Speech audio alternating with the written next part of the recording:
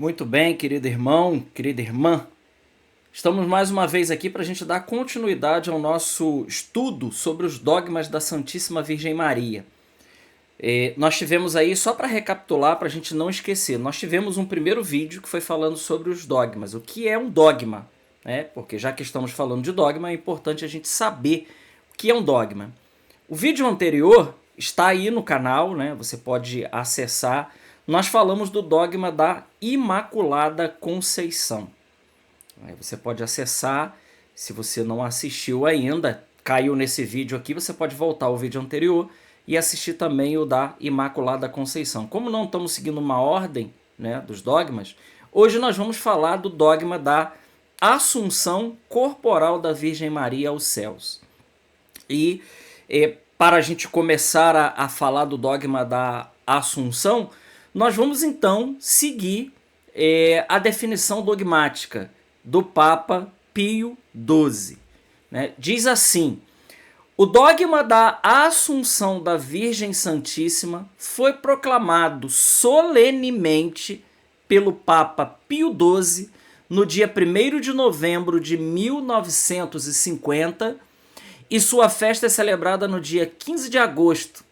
Grande júbilo e alegria pairou sobre todo o mundo católico naquela data, especialmente para os filhos de Maria, quando o Papa o decretou por meio da Constituição Apostólica Munificentius Deus.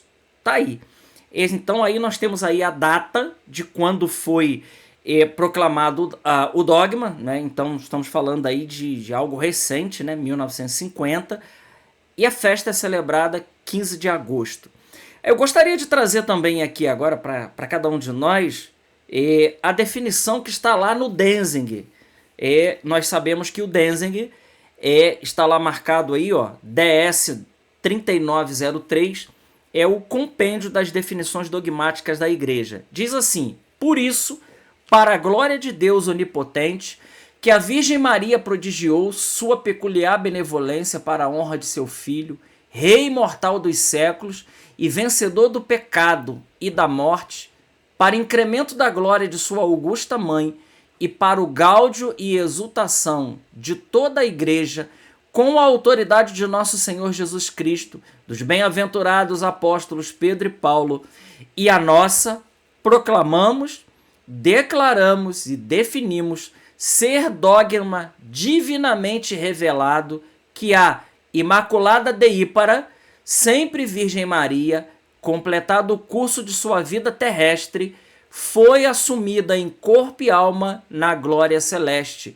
pelo que se alguém, o que Deus não permita, ousar voluntariamente negar ou pôr em dúvida esta nossa definição, saiba que totalmente se apartou da fé divina e católica. Está aí, olha. É o Denzing 3903. Isso para dizer então o seguinte, irmãos, que é bem claro o que está lá, a definição dogmática, que se alguém, né, a gente pode até voltar aqui, ó, se alguém voluntariamente, Deus não permita, diz lá a definição do Papa, né, negar, ousar negar voluntariamente, já se apartou da fé católica. Então isso significa dizer o seguinte: é aquilo que nós temos dito aqui a respeito dos dogmas da Virgem Maria e a respeito de qualquer um dogma.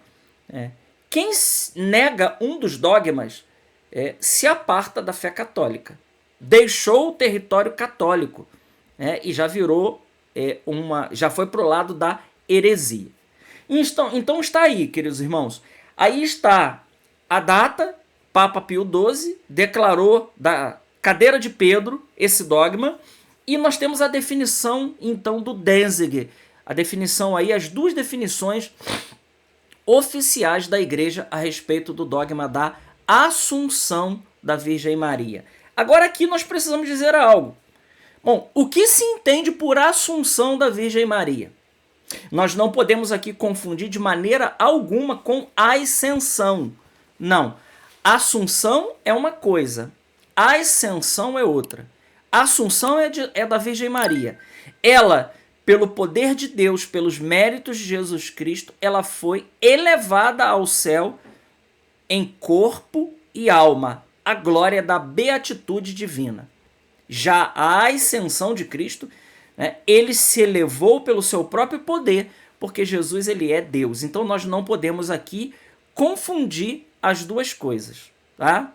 Nós não podemos misturar aqui as estações, sabendo que a Assunção é de Nossa Senhora e a Ascensão é de Jesus. Bom, dito isto, nós podemos voltar aqui e dizer o que significa a Assunção da Virgem Maria. Bom, Padre Garrigou, eu estou usando aqui o livro dele, é A Mãe do Salvador, ele nos ajuda porque ele é um teólogo que esteve ali no Concílio Vaticano II, é um grande teólogo dominicano e com certeza ele foi um dos defensores aí desse dogma.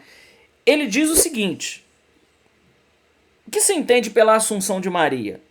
Entende-se na Igreja Católica com essa expressão que a Santíssima Virgem, pouco tempo depois de sua morte e ressurreição gloriosa, e aí nós temos aí a tradição da dormição de Maria, ela foi elevada em corpo e alma ao céu para sempre, acima de todos os santos e anjos. Então é isso. É aquilo que nós lemos na definição dogmática, que no final da sua vida terrestre, Nossa Senhora, ela foi ressuscitada e elevada ao céu em corpo e alma. Isso aqui é importante dizer que é o seguinte, que aquilo e a Lumen Gentium, o último capítulo da Lumen Gentium, que é um documento da Igreja dedicado, um documento do Concílio Vaticano dedicado à Igreja, o último capítulo da Lumen Gentium fala de Nossa Senhora e diz lá a respeito da Virgem Maria, dizendo que ela é a Igreja plenificada, ou seja, Maria ela é a Igreja consumada. Então significa dizer que tudo aquilo que vai acontecer em nós já aconteceu nela. E isso é muito maravilhoso. Então, com isso, com a definição dogmática do dogma da Assunção corporal da Virgem Maria, então a Igreja está nos dizendo que nós já temos, além de Jesus, uma outra pessoa que já ressuscitou, já está na glória de Deus, diferente dos santos, de todos os santos, ela já está glorificada com o seu corpo e a sua alma. Né? Nossa Senhora já tem, então, a exemplo de Jesus, que ressuscitou como primícias. São Paulo, no capítulo 15 da primeira carta aos Coríntios, ele explica muito bem isso, né? Que Jesus ele ressuscitou como primícias daqueles que vão também ressuscitar, nós, mas isso não se aplica à Virgem Maria, porque aquilo que vai acontecer em nós por conta da parousia, o catecismo fala disso, já aconteceu na Virgem Maria. Então, a Assunção de Nossa Senhora é isso. Né? Aquilo que vai acontecer em nós já aconteceu com ela. Agora nós precisamos nos perguntar o seguinte, esse fato, ele foi acessível aos nossos sentidos? Nós precisamos aqui responder isso. Bom, a gente pode aqui dizer duas coisas, né? A elevação do corpo de Nossa Senhora aos céus, sim, isso a gente pode dizer, e o Padre Garrigou ele afirma exatamente isso, que esse fato é acessível aos sentidos.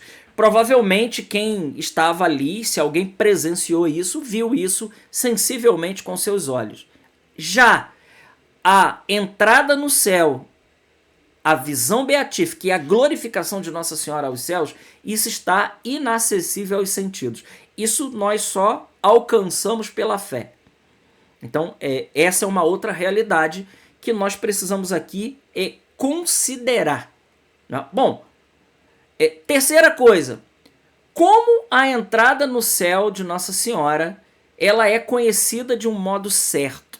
Bom, aqui vou dizer duas coisas. Primeiro que o que nós vamos falar aqui agora são as razões teológicas para isso.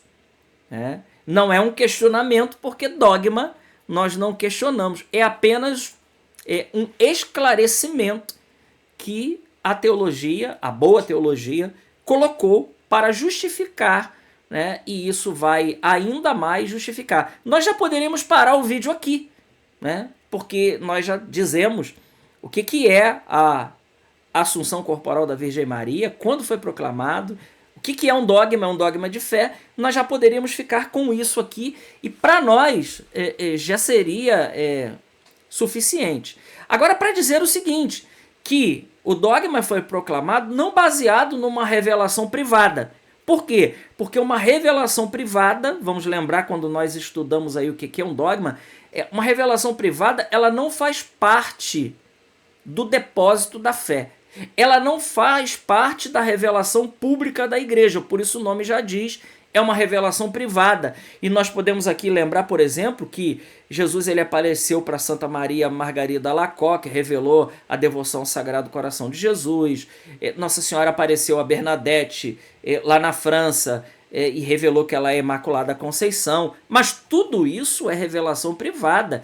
Nossa Senhora apareceu a Santa Joana d'Arc, e por aí a gente poderia falar muitos outros santos, né? Santa Brígida, que receberam revelações privadas, mas não é alicerçado nisso que o dogma foi proclamado. Um dogma, ele é divinamente revelado publicamente, né? Se não é de maneira explícita, implicitamente está ali. A igreja nos ensina isso a respeito de cada dogma. Bom, então, primeira coisa é dizer que não era suficiente a gente poder basear somente numa revelação privada. Bom, agora eu gostaria de trazer aqui, então, primeiro, alguns motivos que está lá fincado na tradição. Para dizer o seguinte, que quando um dogma ele é proclamado, definido por um Papa, isso não lembrar aquilo, né? Não é uma coisa que aconteceu da noite para o dia. A igreja, ela já acreditava nisso, né? Então isso, num determinado momento da história, ele foi colocado, batido o martelo, para que ser crido de uma maneira incontestável por toda a igreja. Bom, primeira coisa, são as razões que está baseada na tradição. E aqui eu gostaria de trazer isso, né? Os documentos da tradição. Sem dúvida, não se pode provar diretamente, nem pela escritura, nem pelos documentos primitivos da tradição, que esse privilégio foi revelado explicitamente a um dos apóstolos, né? Então, o padre Garrigou aqui é muito tranquilo nisso, ele já está dizendo que nós não conseguimos provar isso, né, nem pela escritura, embora não explicitamente, mas implicitamente, nós temos ali o Salmo 44, né? Fala disso. Ouve, minha filha, e volta para casa paterna. Muito lindo. Salmo 44, a partir do versículo 11. Está ali implicitamente, mas não explicitamente. Explicitamente não está. Mas, indiretamente, se pode provar nos documentos posteriores da tradição que houve uma revelação implícita. E aí, o padre Garrigou aqui ele traz uma série de coisas da história que está lá na tradição. Por exemplo, a partir do século VII, pelo menos a igreja quase toda no Oriente e no Ocidente celebrava a festa da Assunção. Então já a partir do século VII já era celebrado a festa da Assunção. Em Roma, por exemplo, o Papa Sérgio, que viveu entre 687 e 707 seu pontificado, ordenou uma procissão solene neste dia. E por aí vai. Ele continua, por exemplo, no Oriente, o historiador Nicéforo Calisto nos diz que o imperador Maurício, 582 a 602, contemporâneo e amigo de São Gregório Magno, ordenou celebrar solenemente essa festa em 15 de agosto. Veja, nós estamos falando aqui século 6 e 7. Então faz parte da tradição. A mais antiga comprovação da crença tradicional no Oriente parece ser a de São Modesto, patriarca de Jerusalém, no ano de 634. E por aí vai. Então nós temos aqui muitas coisas que fazem parte da história da igreja e que estão lá na tradição. Então esse é um primeiro motivo. Depois, nós podemos falar então aqui, propriamente dito, algumas razões teológicas. E eu vou trazer as duas mais importantes que corrobora o porquê da Assunção Corporal da Virgem Maria. Primeira delas, Maria recebeu a plenitude da graça e foi excepcionalmente bendita por Deus entre todas as mulheres. Isso está lá no Evangelho de São Lucas, no capítulo 1, versículo 28. Seguinte, se nós pegarmos lá São Lucas, nós vamos ver que Maria ela foi, recebeu nela o queraritomene, ou quecaritomene, seja lá como você queira chamar, ali está a plenitude da graça em Nossa Senhora. Sem contar que nós falamos no vídeo passado que ela é também a Imaculada Conceição. Ora, ele vai dizer, essa especial bênção excluiu a maldição divina que compreende. Então, se a gente volta lá no livro do Gênesis, nós vamos lembrar o que aconteceu lá. Qual foi o salário do pecado? Foi a morte. São Paulo diz isso em Romanos capítulo 6, versículo 23. Mas lá, no Gênesis, as consequências desse pecado original foi o quê? Então, ele vai dizer, darás à luz com dores, e ao pó tu hás de tornar. Gênesis capítulo 3, versículos 16 a 19. E a gente, inclusive, na quarta-feira de cinzas, nós somos lembrados disso, Lembra que você é pó, e ao pó você vai voltar. Por quê? Porque isso é consequência do pecado original, que já foi apagado no batismo, mas fica as consequências. Ora, se nós dissermos que Maria ela foi preservada do pecado original, da mancha do pecado original, então significa dizer também que, com muita clareza, que isso aqui não se aplica a ela. Isso se aplica a nós, mas não se aplica a ela. E ele diz, Então, portanto, Maria, pela uma bênção especial que ela recebeu, deveria ser preservada da corrupção cadavérica. Seu corpo não deveria retornar ao pó, mas ressuscitar por uma ressurreição antecipada. E foi isso, e é isso que aconteceu com a Virgem Maria. Ela recebe uma ressurreição antecipada. Aquilo que acontecerá por conta da parousia já aconteceu na vida da Virgem Maria. Esse é o primeiro motivo. Depois, uma segunda razão teológica não menos importante, nós poderíamos dizer assim, que a perfeita vitória de Cristo sobre o demônio compreende a vitória sobre o pecado e sobre a morte. Vamos lembrar aquilo que a Escritura diz. Jesus fala, através da Sagrada Escritura, que o último inimigo a ser destruído, São Paulo fala isso, é a morte. O último inimigo a ser destruído seria a morte. Ora, Maria, Mãe de Deus, esteve muito intimamente associada ao Calvário, na perfeita vitória de Cristo sobre o demônio. Portanto, Maria esteve associada à sua plena vitória sobre a morte, pela ressurreição antecipada e pela Assunção. Isso aqui é muito bonito, irmãos. Isso aqui é uma coisa assim, muito maravilhosa, que nós precisamos considerar. E por isso, veja, olhando para tudo isso, não dá para dizer que Nossa Senhora ela é uma mulher qualquer. Não! O que aconteceu nela é algo grandioso. Nós estamos aqui hoje apenas no segundo dogma da Virgem Maria, que nós estamos falando então sobre a sua Assunção. Bom, então dito isto, nós podemos também agora falar o seguinte, duas coisas a respeito de todas essas, vamos dizer assim, essas benesses, que Deus concedeu à Virgem Maria. Recapitulando, depois da definição do dogma, nós estamos colocando aqui aquilo que está na história da igreja, na tradição. Depois nós colocamos duas razões bem convenientes, inclusive Santo Tomás cita isso na Suma Teológica.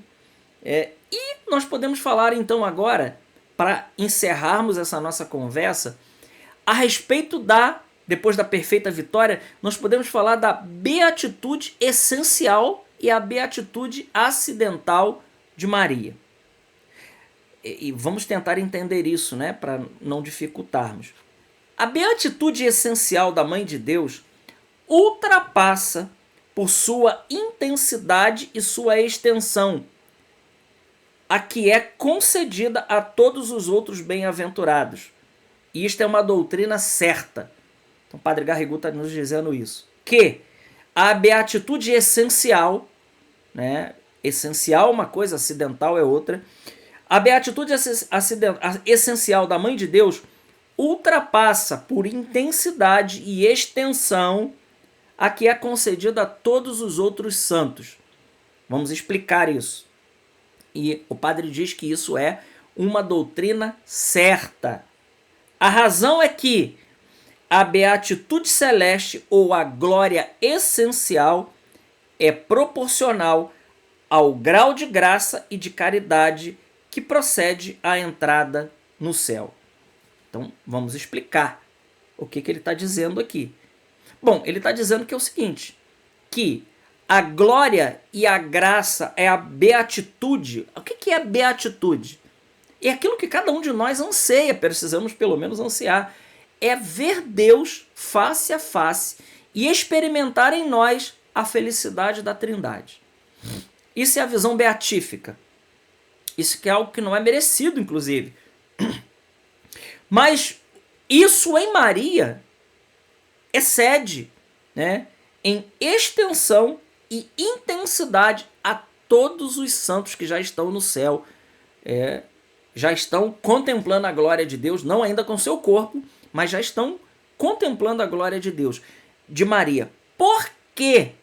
E ele explica, é que a beatitude celeste ou a glória essencial é proporcionada ao grau de graça e da caridade que procede à entrada de Deus. Ora, a plenitude inicial da graça em Maria já ultrapassava certamente a graça final dos maiores santos e dos anjos mais elevados. Então, para dizer o seguinte, que no céu, embora o céu seja maravilhoso para todos nós, porque Deus é a visão de Deus, né, a intensidade e a proporção disso será maior naquele que amar mais aqui a Deus. É isso. É isso que, em outras palavras, ele está dizendo. Ora, como Nossa Senhora é a Imaculada Conceição, como ela foi assunta aos céus, como ela é a Theotokos, a Mãe de Deus, e como a graça em Maria supera todos os anjos e santos juntos, então é evidente que o que ela experimenta no céu é muito maior do que todos os anjos e santos em extensão, né, e intensidade. Essa palavra é muito importante, né? A intensidade que Maria experimenta no céu da glória é superior a todos. Isso aqui nós estamos falando da beatitude essencial. Então, isso significa dizer algo, irmãos, que a gente pode dizer aqui. Quanto mais nós amarmos a Deus aqui, quanto mais nós fizermos sacrifício por Ele aqui, maior será a glória no céu. Amém? Entendemos isso? Por isso nós precisamos amar a Deus aqui, enquanto nós estamos aqui. E bonito, esse é o tempo de mérito para cada um de nós. Depois, ele fala da beatitude acidental da Virgem Maria. E, por beatitude acidental, consiste, enfim, em um conhecimento mais íntimo da humanidade gloriosa de Cristo, o exercício de sua mediação universal, de sua materna misericórdia e o culto de hiperdulia que ela recebe como Mãe de Deus. Eu já disse isso aqui, mas não custa repetir, né? O culto que nós prestamos à Virgem Maria é um culto de hiperdulia, que não é simplesmente somente um culto de uma veneração maior que prestamos aos outros santos, porque nós precisamos levar em consideração tudo aquilo que é a Virgem Maria. Ela não é somente um santo maior, uma santa maior. Não, não se trata disso. A graça em Maria supera abundantemente todos os anjos e todos os santos juntos. Então, meus amigos, veja, essa é a graça maravilhosa do dogma da assunção corporal da Virgem Maria aos céus. Que a gente possa, né, através dessas singelas palavras, né, desse pequeno aprofundamento, que a gente possa mergulhar a nossa vida na vida da Santíssima Virgem, agradecendo a Deus, porque ela é um sinal vivo e ela é uma prova. Se Jesus ele é o penhor da nossa salvação, Nossa Senhora é uma ratificação disso, porque aquilo que vai acontecer em nós já aconteceu nela. Então isso é uma garantia, um carimbo de muita tranquilidade para mim e para você, querido irmão, que aquilo que vai acontecer em nós já aconteceu com a Santíssima Virgem. Que Deus possa nos abençoar e que a gente possa, através desses vídeos, amar ainda mais a Santíssima Mãe de Deus. Glória ao Pai, ao Filho e ao Espírito Santo, como era no princípio, agora e sempre. Amém. Salve Maria Imaculada.